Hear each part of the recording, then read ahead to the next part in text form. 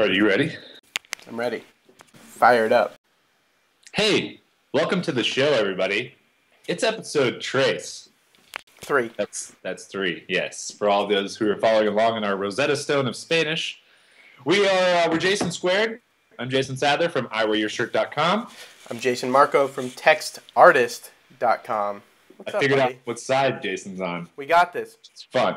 Now, if that's wrong, I'm going to look like a complete idiot. No, that was right. I promise you. Okay. All right. So we've gotten a bunch of feedback from our watchers, our viewers, our commenters, our Facebook peeps, all over the place who are watching this, and we appreciate you guys watching this. We know that it's a little bit longer of a podcast. We're going to try and keep it tighter, but we do want to talk about a bunch of stuff, and this show is not one of those like, hey, 3 minutes and we're going to give our opinions on stuff. It's meant to be longer. Watch it when you have time. If you're commuting somewhere, throw it in your headphones, whatever. Let's get right into it. Let's do this. Go ahead, or I'm kicking off the first topic. Yeah, kick it off. All right, first topic of the week, and I'm going to start the timer, is about the Apple TV. Now, some of you may be saying, well, what? This is an Apple TV already. It's a little box that you set on your thing, and it does the stuff. You would be wrong, you idiots. How wrong you are. I'm just kidding. I'm hopped up on yogurt right now.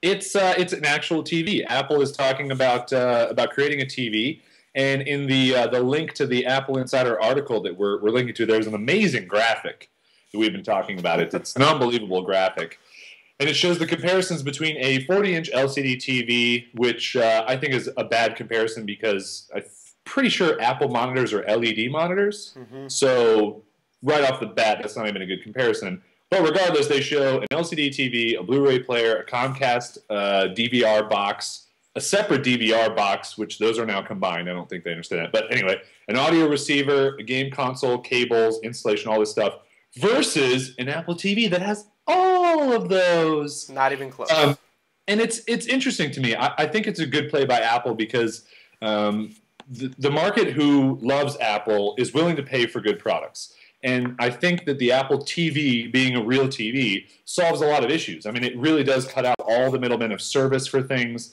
And that, to me, is going to be the big thing, is that now I can cut out my $150 a month Comcast contract or whatever. Even if you just have basic cable, you can cut that out. You can get Hulu. You can get all the other things. You can get your programming on your regular channels and whatnot, watch it recorded.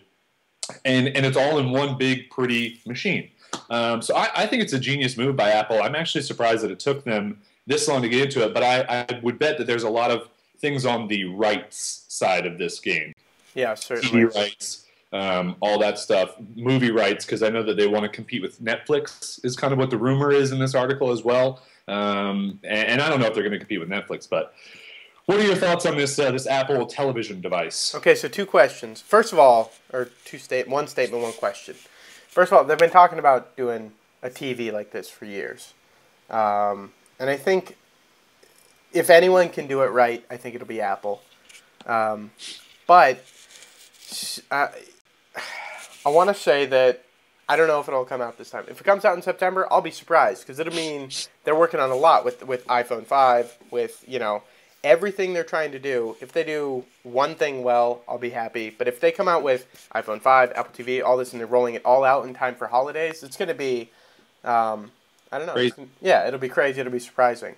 And the other thing is they have been, this is one of those rumors that just has been around for years, and this is like some higher up or former higher up that was going, it's coming, and here it comes. And whether it's hype or whatever, I know Apple keeps tight-lipped about this. I know they love this kind of hype, but if it comes after reading the article, I think it's cool. I think it's interesting. Will I buy one? Probably not. At least not initially.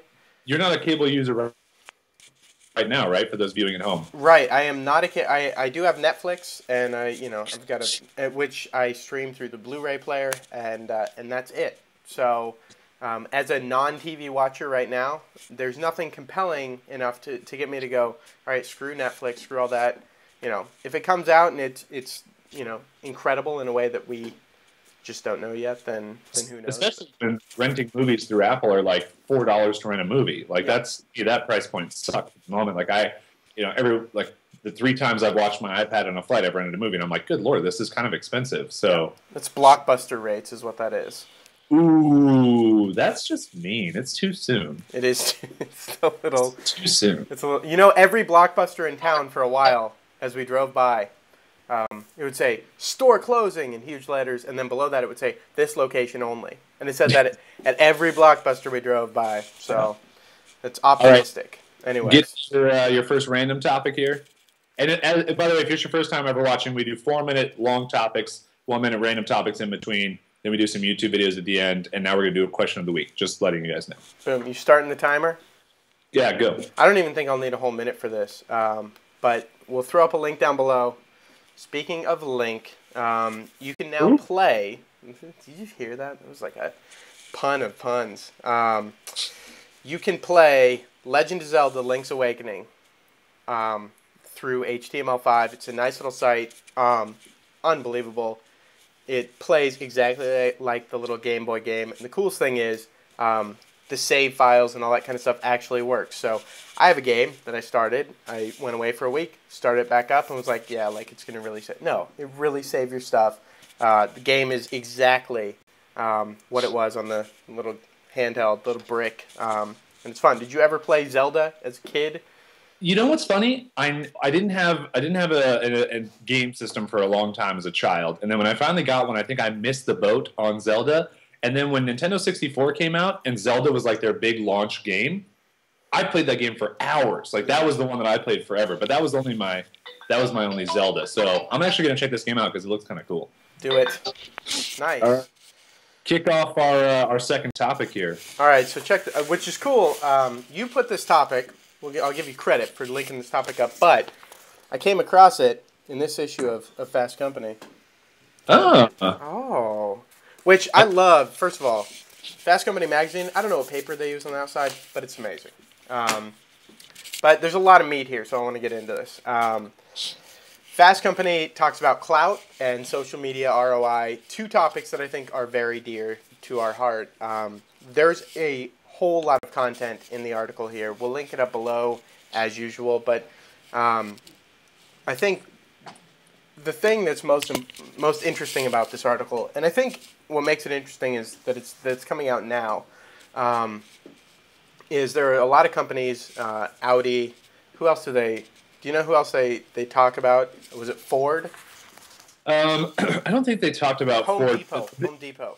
Yeah, the main thing was about Audi for the beginning of it. Anyway, go ahead. So I didn't know that Audi has the most engaged fans, but basically what they talk about is more than Justin Bieber, they say, by the way. They say more than Justin Bieber. And if you look in the article, there is a Justin Bieber cutout of all the people standing in line. For some reason, it's a bunch of real people. That. You caught the Justin Bieber? Saw that. So what they talk about is measuring the impact of ROI, and they give examples of a lot of companies and say, you know, how are you doing it? And what this article focuses around is a lot of companies that are just like, we don't know, but we're just doing it. And a part of me goes, that's cool that they're doing it, especially Audi, who has the most engaged fans, according to some report. But at the same time, I think there are some things you can manage from a social perspective. But what I will say is you need to set those goals at the beginning, because if you don't, it's like it doesn't matter. So yeah. I think, my opinion, I want to hear your thoughts, because I know your philosophy, especially with I Wear Your Shirt, you guys are very very careful to say that they're not hiring you to create hits or viral, you know. Right. They're not doing that, but you are producers of content. And I think that's the right thing. You set the tone up front. But I think from a social perspective, the things you can measure are new fans, conversion, like actual engagement with people. You can measure comments, things like that. But if you're going into it from day one and saying, a month from now, we want 40 more sales, I think that's kind of the wrong approach. It does seem like the right thing to do as far as a longer-term approach. We know that this is signaling, we know that this is where people are, and we know that this keeps us in the forefront of their mind. But if you go into it with I'd say a rigid, short-term sort of goal, if you don't have an insane budget, then I don't think it's going to be successful. So, what were your thoughts on the article? Did you read through it? Yeah, I've got like 50 seconds. First, I want to know, what are your thoughts on clout? Do you like clout or not? I love clout, and maybe if there's time to talk about it, I mean, I do. I love it, and there's some interesting things from it. But go ahead. So I'm the opposite. I don't like clout. I think it's very difficult to measure influence. And one of the things that I said, I met Joe, the founder of Clout, at a party in New York City. And one of the things I asked him is, I said, how do you measure clout for an up and coming entrepreneur? How do you measure clout for someone like me 2 years ago, who people may have said like, oh, this guy's not going to be around in 2 years. Well, here I am. It's like I've grown my audiences. I've done everything else, and I'm not saying like I deserve like a 100% clout score, but like, a long time ago, my clout score would have been like 11, and I've grown it to whatever it is now. I don't even care, but I don't know. I don't know that clout is a good thing for businesses to try and use to find influencers and that kind of stuff. Anyway, because the timer got up and I didn't even get to really talk about this. Go long. For companies like Audi, it's interesting because their consumer base is a little bit higher up than you would think, like the most common denominator for social media, right? Like the Chevys, the Fords, the Nissans even, they don't have a really entry-level car. So for them to have the most engaged followers of anybody using social media in the car industry, it's kind of surprising me. I mean, obviously you don't want to bring the words engaged and like most number of, those are two very different things. But it's interesting. I think that I like when companies like Audi, big companies, are just testing the waters, because number one, that makes me think that I've got a chance to do something with Audi. Like I'd love to own an R8. It's not going to happen anytime soon, but it makes me feel like I could reach out to Audi and I wouldn't have to go through 6 agencies for them to be like, yeah, let's do something fun together. We'll try this out. And I think that that's really cool. But I do agree. I think a lot of these big companies who are trying social media may not have end goals, which is okay. You can get your feet wet in it and you can do it, but you don't just want to see these companies throw away tons and tons and tons of money, especially if they're just agencies at the helm that are just like, oh, we'll just weasel them off for a bunch of money for social media. So, sure. But read the Fast Company article. I'd love to know the thoughts from our viewers on if they think Audi did a good job, if they think Audi didn't do a good job. I mean, there's a whole bunch more, but since that's the beginning of the article and kind of what we touched on, I'd love to hear about that. So let's not take up too much time, but I do, it's interesting for us to kind of disagree on topics. I like that. I think that's good. So. Yeah, I mean, I will say I like the idea of clout more than I like clout itself. I like the idea of what they're trying to accomplish, whether they're doing it or not correctly. Yeah. I mean, I definitely, in the comments on Fast Company, definitely read some criticism about it that made me go, oh, all right. Yeah. But that's where we're at. So let's get this train back. Let's go back on the rails. A random topic, and it'll only take the minute, is we've got 2 photos, and I'm hoping you can overlay these together here. Oh, I'll do it. Dave Chappelle and Dr. Dre have just gotten jacked, like muscular, like just been crazy working out. And I don't know where Dr. Dre's been going, but sign me up. And then Dave Chappelle, it just looks weird to see Dave Chappelle with muscles. Like, I expect to see him as like the skinny, funny black guy on Comedy Central that I always watched. And he's got like big muscles, and he's like veiny and like wearing a wife beater. And I'm like, what's going on here? This is weird. Yeah. I don't know, but I guess they're replacing my Arnold. My Arnold Schwarzenegger's leaving, and someone's got to fill that void, and maybe it's Dave Chappelle. Wouldn't that be awesome if he was the next, Mr. Universe or whatever? That would be. I just want to see him in the 9th Predator movie. It doesn't surprise me about Chappelle. As like the lead guy. Sure. What? It doesn't surprise me about Chappelle because he stepped away from the limelight. I don't think he's as deeply rooted in the Hollywood scene and all that as people think. I mean, he stepped away from it a while ago for his own reasons, and good for him. Good for Chappelle. I gotta sneeze. Hold on. Oh. Beautiful. Whoa. Hold on. Still no one. I sneeze in 3s. If we could get some people to say bless you in the comments, that'd be great. All right, 4-minute topic.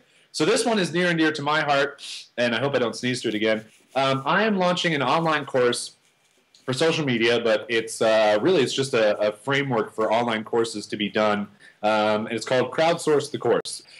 Basically what I want to do is create a limited engagement course online for people to come and learn about things. And social media is something I've done for 2.5 years, 900 plus straight days.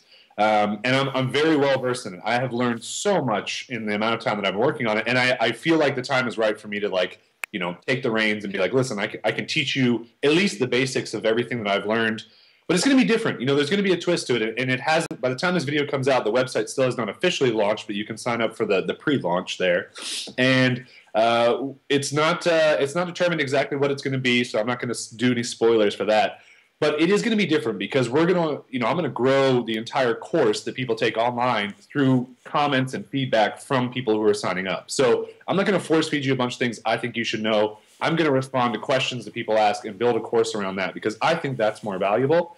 And also included in the course, and what people don't know because it's not up yet, is there's going to be a 30-day private Facebook group that I will be basically like doing free consulting, social media consulting for people who sign up for the course as well. So it's going to be a lot of fun. There are a lot of these social media courses out there. I mean, I've been thinking about this since late 2009, so it's not like I just saw some of these and was like, oh, let's do it. If anybody who's close to me knows I've been talking about it. But I feel the time is right. I feel like it's different enough from everybody else who's offering one. And for me, I want to give some value to a lot of those small businesses that we've worked with on I Wear Your Shirt that they have no idea what to do with Twitter and Facebook people, that they're just looking at them as like, what is this group of people? What am I going to do with them? So I don't want to babble on about my thing the whole time because we've talked about it a lot. So you know kind of a lot of the details. What are your thoughts in the social media space? Well, I have two questions on this thing. When does it go live, actually? What was that? When does it go live? It should go live. We're going to wear shirts for it on July 7th. So it should go live before that, a couple days before that. But if not, that'll be the official launch date. Okay, cool. And your target market, do you want to reiterate? For the first course, it's going to be social media basics. So a crash course in social media. I mean, even if you're on Twitter and Facebook, you still may have a lot of questions. How do I make money? How do I engage? What are some tips? What are some things? It's not just going to be Twitter and Facebook, but it's really going to be the basics of getting through social media and starting it up. I mean, even blogging, website stuff, LinkedIn if you're going to use it, those things. Solid. You get a minute left here. Ooh, okay. So tell me, website, crowdsourcethecourse.com? Yep. Okay. How many people are allowed in? Is it limited, or can you just go infinite? It will be limited. I'm not going to release the numbers yet, but it will be limited. Yep, and it will be paid. Okay. And dude, I just want to say I'm stoked for you. I know you've been working on this a while, and your projects are always fun to follow along. So, really, I got nothing. I'm just looking forward to seeing it. I signed up. I don't, and I would say a lot of people watching the show probably not the audience for it. Yeah, might not be the right audience for it, but just to follow along, just to keep up to date on what you're doing and all that. It'll be fun to follow along, I think. Cool. Well, good timing. I know. For the Gary V fans out there, what vintage are you drinking? Real quick. This is. Do you want to know the vintage? Or you want to know the make and model of this? Let's go make and model. We don't want to make them feel like they can't afford the wine you drink. Folks, this is the world famous $2 Chuck right here. Let's put it up on the screen. Chuck. Really nice. Oh yeah. Really nice. Nice. You got a random topic here. Let's do it. Let's get a minute on the clock. This one I'm real and really, if I want to hear anything from people, it's the answer to this question. And I don't know your answer. So basic question, but kind of fundamental to who you are as a person. Pirate or ninja? Who wins?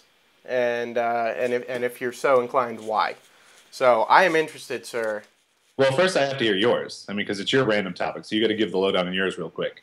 I mean, clearly ninja wins. Like, it's not even... I don't even know why it's a debate, really. Because by the time the pirate figured out what was going on, ninja would have killed him like 40 different ways. Or, had some sort of trap set. I mean, come on. They're better in the dark. Beats a ninja. Who beats a ninja? No. Tell me who beats a ninja. The only person that I think beats a ninja is Chuck Norris. And you know what Chuck Norris is? A freaking ninja. He does. He does karate. He does. He was in Sidekicks. He is a ninja. There's no. I don't. It boggles my mind. No one beats a ninja. No one. Superman. No. He'll kryptonite blade you to the face. You won't even know it's coming. If you can convince either one of us that that pirate beats ninja, a compelling argument, I'll buy you a beer. I'll buy you a cup that's from New York Pizzeria. All right, let's get into our YouTube videos of the week. Funny thing to note here on my video. So my video is very different. A lot of times we've only done this twice, but we'll do like action or funny or popular YouTube videos. The video that I'm looking to is from the Vlog Brothers, and it's a video called "Do You Believe in God?" And I don't talk about religion much. I don't even want to go into my religious beliefs or anything like that. But just the idea of talking about it is very interesting. So if you watch this video, watch it with an open mind. Don't go into it thinking like, oh, well, this is what I believe, and I don't care what these people have to say. Just listen to it, because it brings up a very good argument that when people ask you like, oh, well, what do you believe in? And all this stuff, it's such a loaded question, because people are going to judge you based on that one answer to that one question before they hear about the rest of your life. And I thought this video was really good. So I think the Vlog Brothers are fun. I watch them while I eat my breakfast in the morning. And really funny to note is that, and I've got a screenshot I can email you if you want to use it, but I took a screenshot of our Google document, and Jason left a comment on it, and I read it quickly, and I knew what he meant to say, but he wrote, "Love this Chanel." That's true. And I just thought it was really funny, and so I commented afterwards, "Like the perfume?" It's funny. I meant the perfume. Okay, good. All right, drop them your YouTube video. Okay, so first of all, that video was amazing. I'd never heard of the Vlog Brothers, and I watched a few of their videos. Great critical thinkers, and highly recommend checking them out. Mine is also, we've done Drunk Kitchens and Epic Kitchens. Mine is a little different as well.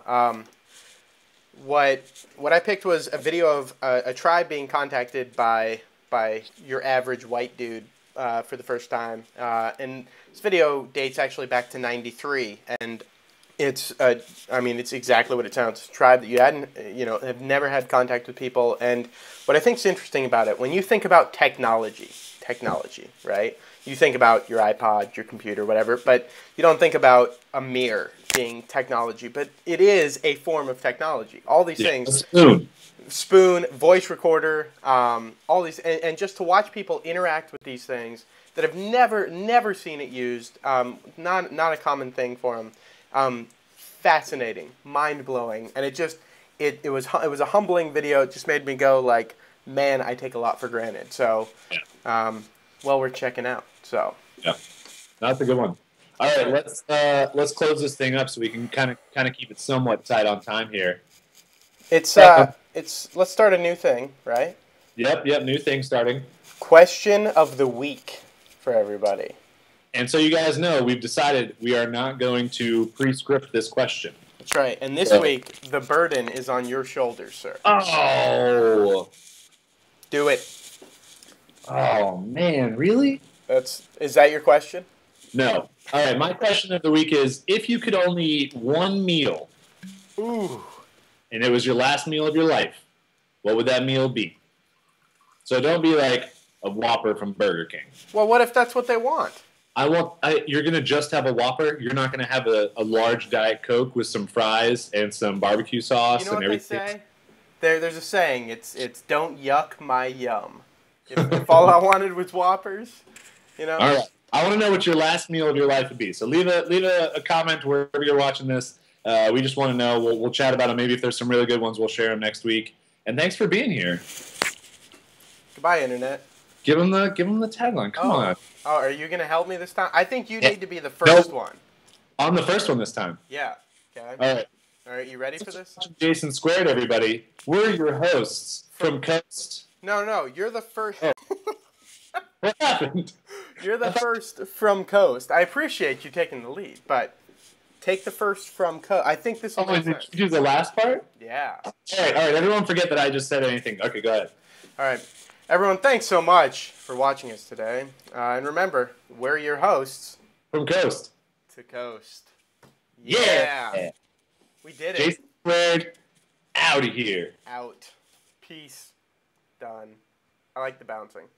Thank you. It's a yoga ball. How do I stop the recording? There we go.